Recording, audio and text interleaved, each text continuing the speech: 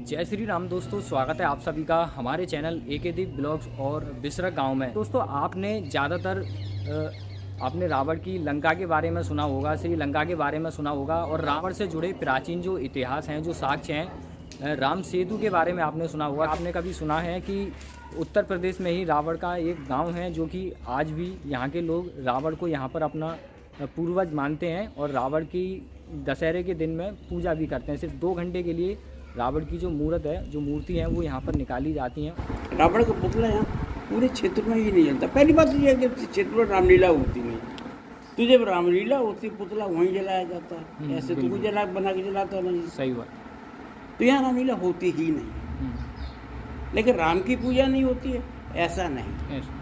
हमारे मंदिर में भी राम लक्ष्मण सीता का स्थापना है।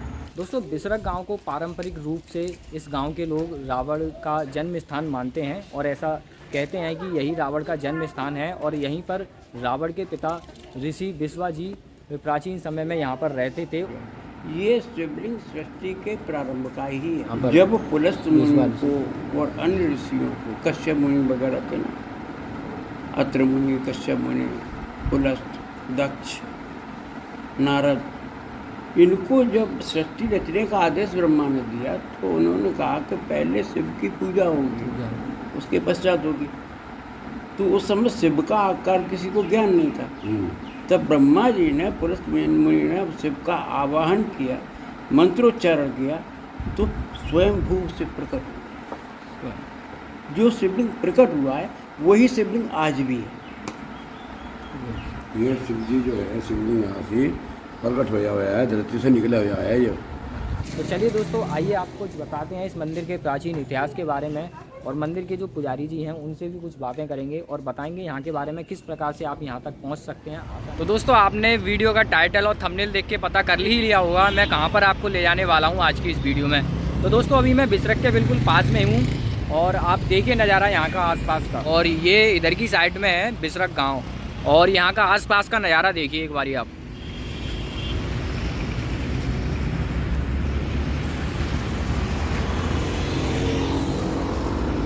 तो चलिए दोस्तों चलते हैं बिसरक गांव की तरफ। मुझे इतना आइडिया नहीं है, अभी मैं यहाँ पर पहली बार ही आया हूँ नोएडा के अंदर में।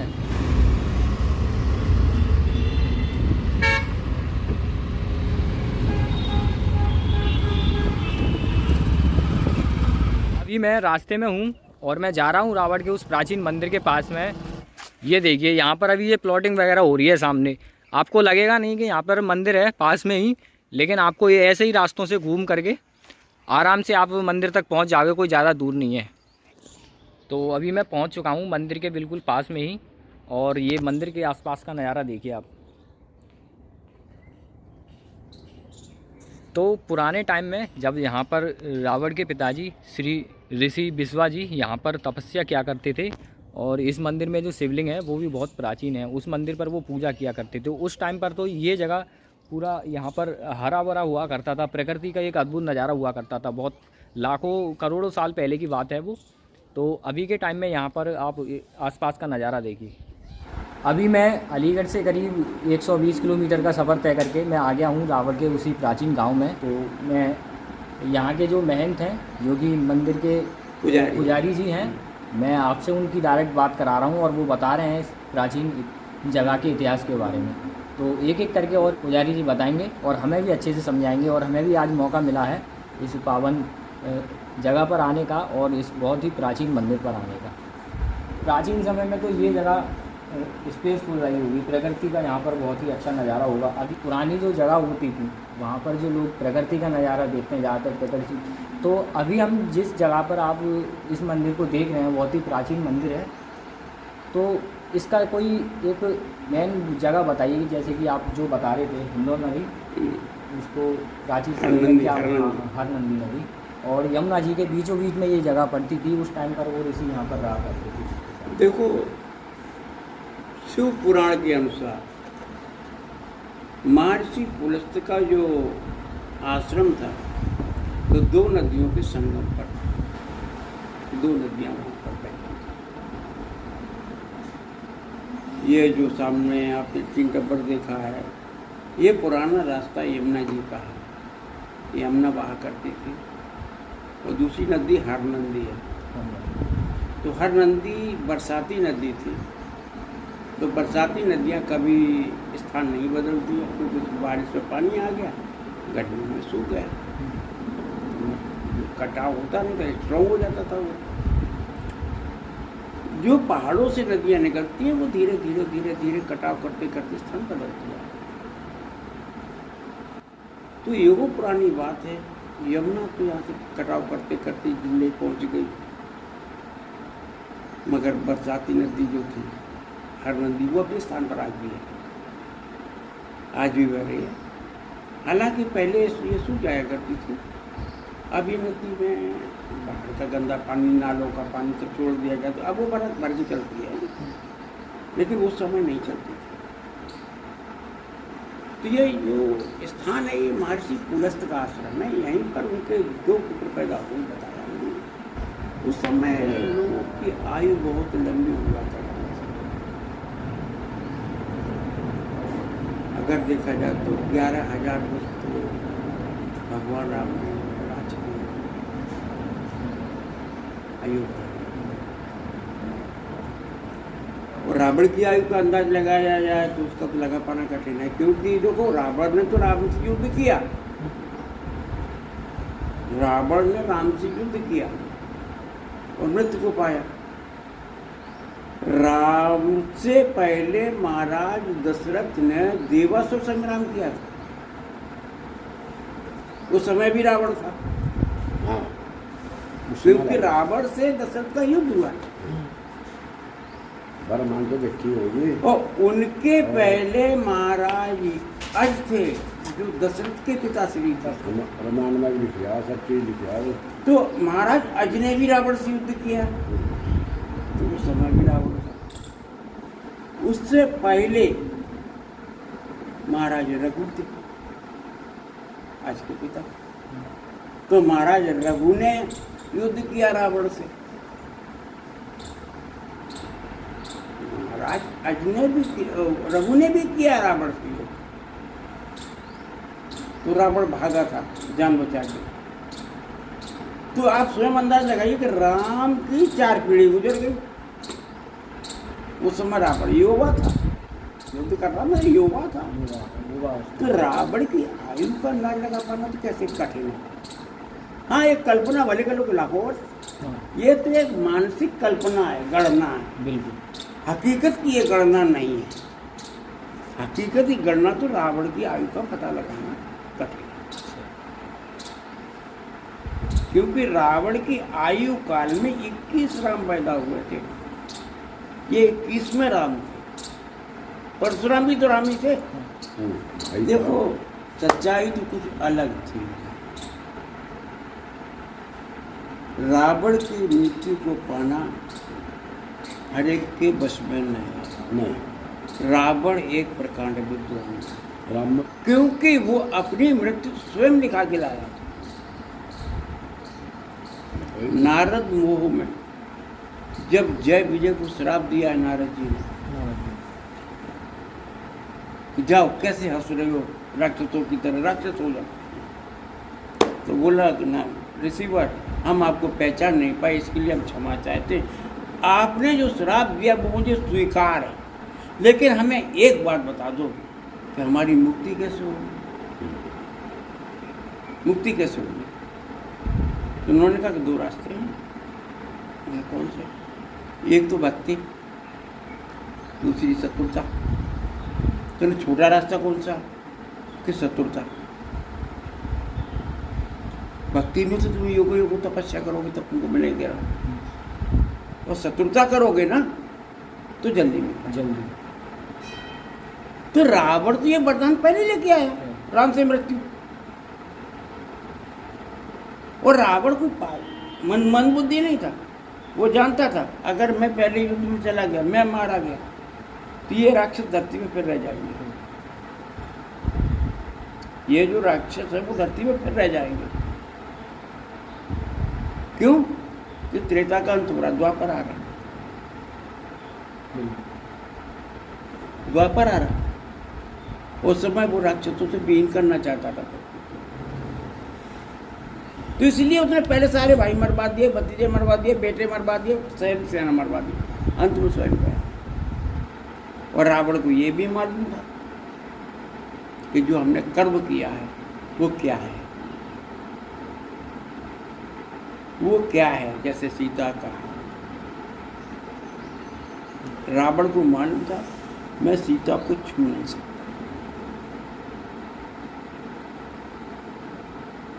जाने वाली सीता नहीं थी, सीता का प्रतिबिंब था। क्योंकि रामायण में सीधा लिखा है कि जब तक करो अग्नि प्रियवासा, जब तक करो निशाचर नासा।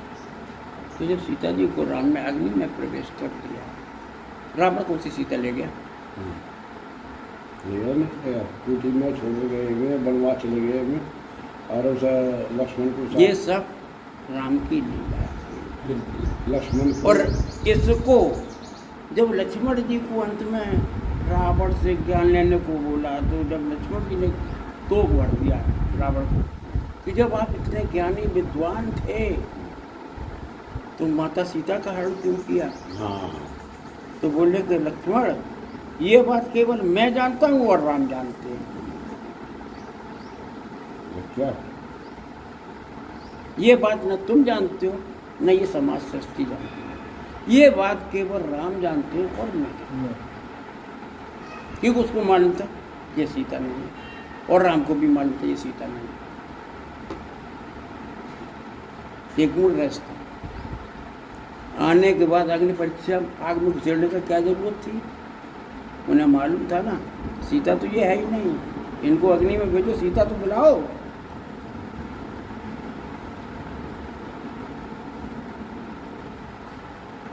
तो ईश्वर की लीला को और विद्वानों की बुद्धि को था लगा पाना कठिन है।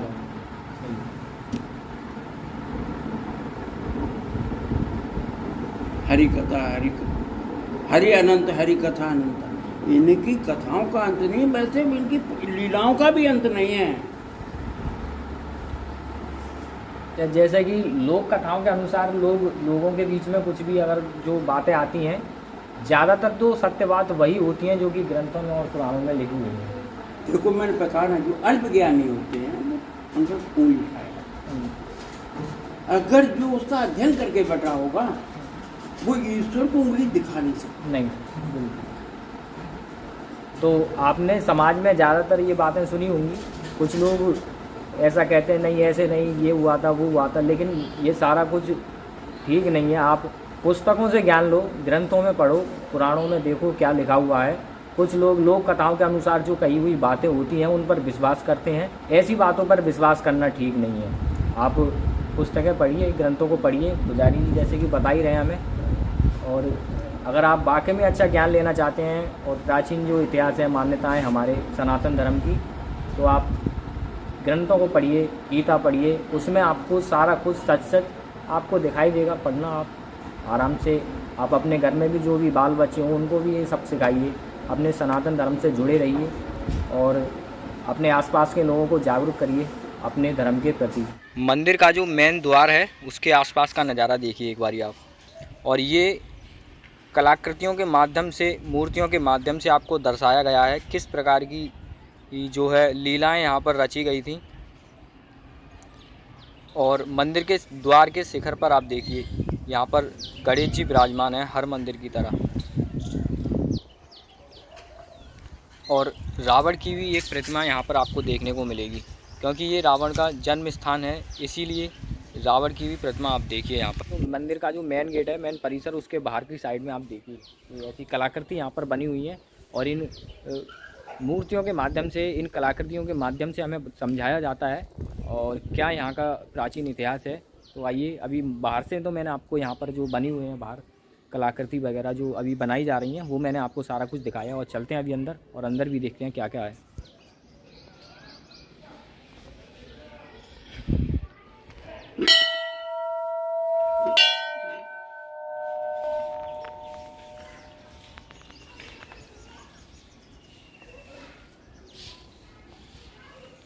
तो कुछ इस प्रकार का सीन मंदिर परिसर के आपको अंदर देखने को मिलता है और बहुत ही शांतिपूर्ण माहौल यहाँ पर बना हुआ है। और सबसे पहले यहाँ पर नंदी जी विराजमान है हर मंदिर की तरह।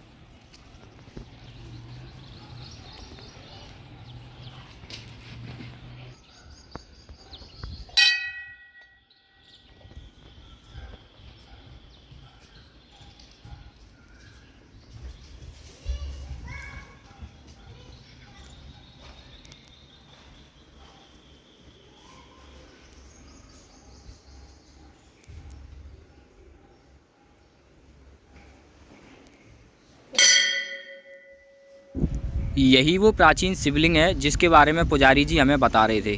तो बहुत ही अद्भुत दर्शन आपको यहाँ पर शिव जी के हो रहे हैं। आप आइए यहाँ पर और दर्शन करिए लाखों करोड़ों वर्ष प्राचीन शिवलिंग के। तो करीब 1 से 1.5 घंटा हो गया मुझे इस मंदिर में। काफ़ी अच्छा लग रहा है। मैं अलीगढ़ से आया हूँ इस मंदिर में दर्शन करने के लिए, इस मंदिर के दर्शन करने के लिए, और आप सभी को भी मैंने इस मंदिर के बारे में अच्छे से बताया। तो दोस्तों, अगर आप इसी प्रकार से हमारे भारत में स्थित सनातन धर्म से जुड़ी हुई जितनी भी प्राचीन जगह हैं और हमारे जो प्राचीन साक्ष्य हमारे भारत में जो मौजूद हैं, मैं उन सभी के आपको दर्शन इसी प्रकार से कराता रहूँगा। तो अगर आप हमारे चैनल पर नए हो तो चैनल को सब्सक्राइब करके बेल आइकन को प्रेस ज़रूर कर देना, ताकि हमारे इस चैनल पर जो भी वीडियो अपलोड हो उसका नोटिफिकेशन सबसे पहले आपके पास पहुँचे। तो दोस्तों, इसी के साथ विराम। जय हिंद, जय श्री राम। मिलते हैं आपसे अपनी अगली वीडियो में। तब तक के लिए हर हर महादेव।